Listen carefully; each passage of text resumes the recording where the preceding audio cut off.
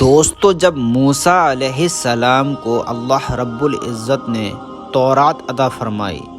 اور جب موسیٰ علیہ السلام تورات کی تختیاں لے کر بنی اسرائیل کے پاس پہنچے اور فرمایا کہ میرے پاس جو یہ الواح یعنی تختیاں ہیں، یہ کتاب ہے جو اللہ رب العزت نے تمہاری ہدایت اور دینی و دنیاوی زندگی کے لیے مجھ کو عطا فرمائی ہے، یہی تورات ہے۔ اب تمہارا فرض ہے کہ اس پر ایمان لے آؤ اور اس کے حکموں کو پورا کرو۔ بنی اسرائیل بہرحال بنی اسرائیل تھے، کہنے لگے موسیٰ، ہم کیسے یقین کریں کہ یہ اللہ کی کتاب ہے؟ صرف تیرے کہنے سے تو ہم نہیں مانیں گے، ہم تو جب اس پر ایمان لائیں گے کہ اللہ کو بے پردہ دیکھ لیں اور اللہ ہم سے کہے کہ یہ میری کتاب ہے، تب ہم اس پر ایمان لے کر آئیں گے۔ حضرت موسیٰ علیہ السلام نے ان کو سمجھایا، یہ بے وقوفی کا سوال ہے، ان آنکھوں سے اللہ کو کس نے دیکھا ہے جو تم دیکھو گے؟ یہ نہیں ہو سکتا۔ مگر بنی اسرائیل کا اصرار برابر قائم رہا۔ تبھی حضرت موسیٰ علیہ السلام نے جب یہ دیکھا تو کچھ سوچ کر ارشاد فرمایا کہ یہ تو ناممکن ہے کہ تم اللہ کو اپنی آنکھوں سے دیکھو اور تم لاکھوں کی تعداد میں میرے ساتھ طور پہاڑ پر جا کر اس کی تصدیق کر سکو، تو مناسب یہ ہے کہ تم میں سے کچھ سردار چن لیے جائیں، وہ واپس آ کر تصدیق کر دیں، تو پھر تم بھی تسلیم کر لینا۔ اور کیونکہ ابھی گوشالہ پرستی کر کے یعنی بچھڑے کی پوجا کر کے ایک بہت بڑا گناہ کر چکے ہو، اس لیے ندامت کے اظہار کے لیے اور اللہ سے آگے نیکی کے لیے یہ موقع بہت ہی مناسب ہے۔ قوم اس پر راضی ہو گئی اور حضرت موسیٰ علیہ السلام نے تمام بنی اسرائیل میں سے 70 سرداروں کو چن لیا اور طور پر جا پہنچے۔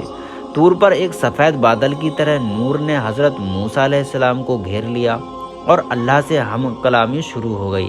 حضرت موسیٰ علیہ السلام نے اللہ کے دربار میں عرض کیا کہ تو بنی اسرائیل کے حالات کا دانا و زینا ہے، میں ان کی ضد پر 70 آدمی کو چن لایا ہوں، کیا اگر اچھا ہو کہ وہ اس حجاب نور سے میری اور تیری ہم کلامی کو سن لیں اور ہم قوم کے پاس جا کر تصدیق کرنے کے قابل ہو جائیں۔ اللہ تعالیٰ نے حضرت موسیٰ علیہ السلام کی دعا منظور فرما لی اور ان کو حجاب نور میں لے لیا، اور انہوں نے حضرت موسیٰ علیہ السلام اور اللہ رب العزت کی ہم کلامی یعنی آپس کی بات چیت کو سنا۔ لیکن جب نور کا پردہ ہٹ گیا اور حضرت موسیٰ علیہ السلام اور ان سرداروں کے درمیان آمنا سامنا ہوا تو سرداروں نے وہی اپنا پہلا اصرار قائم رکھا کہ جب تک بے پردہ اللہ کو نہ دیکھ لے ہم ایمان لانے والے نہیں۔ اس بے وقوفی کے اصرار اور ضد پر اللہ کی غیرت نے ان کو یہ سزا دی کہ ایک ہیبت ناک چمک کڑک اور زلزلے نے ان کو آ گھیر لیا اور جلا کر خاک کر دیا۔ حضرت موسیٰ علیہ السلام نے جب یہ دیکھا تو اللہ کے دربار میں عاجزی کے ساتھ دعا مانگی، الہی یہ بے وقوف اگر بے وقوفی کر بیٹھے تو کیا تو ہم سب کو ہلاک کر دے گا؟ اے اللہ، اپنی رحمت سے تو ان کو معاف کر دے۔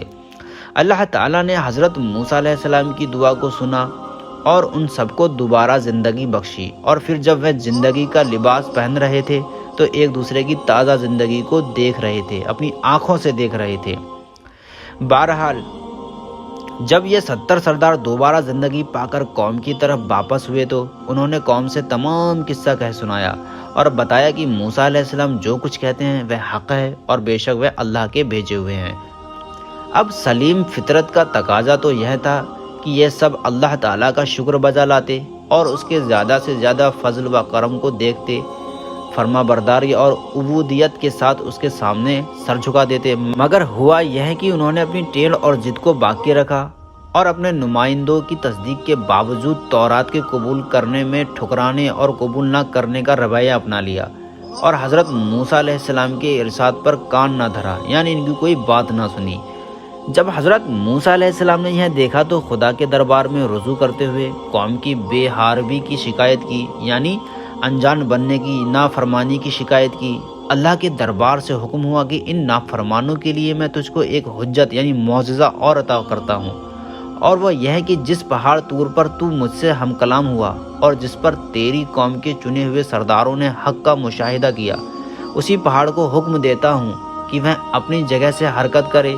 اور سائیوان کی طرح بنی اسرائیل کے سروں پر جا چھا جائے اور زبان حال سے یہ سوال کرے کہ موسیٰ اللہ کا سچا پیغمبر ہے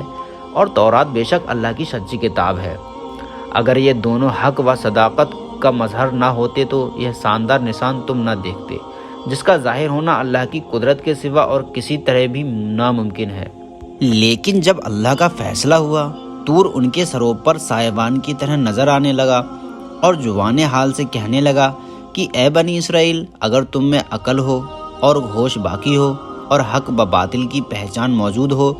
تو کان کھول کر سنو کہ میں اللہ کا نشان بن کر تم کو یقین دلاتا ہوں اور گواہی دیتا ہوں کہ موسیٰ علیہ السلام نے کئی بار میری پیٹھ پر بیٹھ کر اللہ تعالیٰ سے بات کرنے کا شرف حاصل کیا ہے، اور تمہاری رشد و ہدایت کا قانون یعنی تورات بھی اس کو میری پیٹھ ہی پر عطا ہوئی ہے۔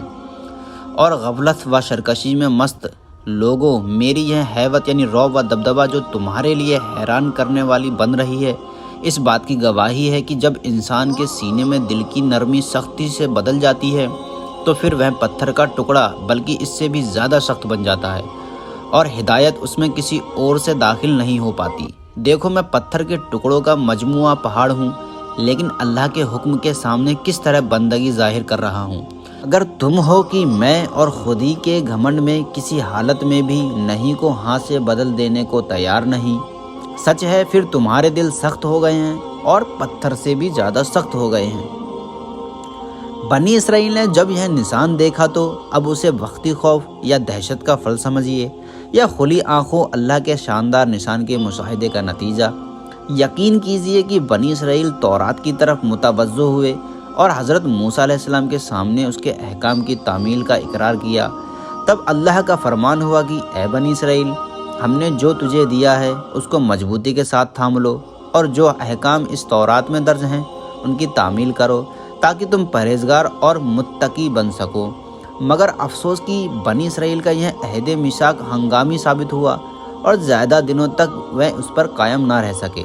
اور عادت کے مطابق پھر خلاف ورزی شروع کر دی۔ قرآن مجید نے ان واقعات کو بہت ہی تھوڑے میں مگر صاف اور کھلے لفظوں میں اس طرح بیان کیا ہے: اور جب ہم نے تم سے عہد لیا اور تمہارے سر پر طور کو اونچا کیا اور کہا جو ہم نے تم کو دیا ہے اس کو طاقت سے پکڑو اور جو کچھ اس میں ہے اس کو یاد کرو تاکہ پرہیزگار بنو، پھر بعد تم نے اس تورات سے پیٹھ پھیر لی، پس اگر تم پر اللہ کا اور اس کی رحمت نہ ہوتی تو بے شک تم نقصان اٹھانے والوں میں سے ہو جاتے۔ ان آیتوں میں صاف کیا گیا ہے کہ بنی اسرائیل نے جب تورات کے قبول کرنے میں آناکانی کی بلکہ انکار کر دیا تو اللہ تعالیٰ نے ان کے سروں پر طور کو بلند کر دیا اور اس طرح اللہ کی نشانی ظاہر کر کے ان کو تورات قبول کرنے پر تیار کیا۔ دوستو، سینا کے جس میدان میں اس وقت بنی اسرائیل موجود تھے وہ سرزمین فلسطین سے قریب تھی، اور ان کے باپ دادا حضرت ابراہیم علیہ السلام، حضرت اسحاق اور حضرت یعقوب علیہ السلام سے اللہ کا وعدہ تھا کہ تمہاری اولاد کو پھر اس سرزمین کا مالک بنائیں گے اور وہ وہاں پھولے پھلیں گے۔ اس لیے موسیٰ علیہ السلام کی معرفت اللہ کا حکم ہوا کہ اپنی قوم سے ارض مقدس میں داخل ہوں اور وہاں کے ظالم و جابر حکمرانوں کو نکال کر عدل و انصاف کی زندگی بسر کریں۔ ہم وعدہ کرتے ہیں کہ وہ تمہاری ہوگی اور تمہارے ظالم دشمن ناکام ہوں گے۔ حضرت موسیٰ علیہ السلام نے اس سے پہلے کہ بنی اسرائیل کو ارض مقدس میں داخل ہونے کے لیے آمادہ کریں 12 آدمیوں کو تفصیل حال کے لیے بھیجا۔ وہ فلسطین کے قریب شہر میں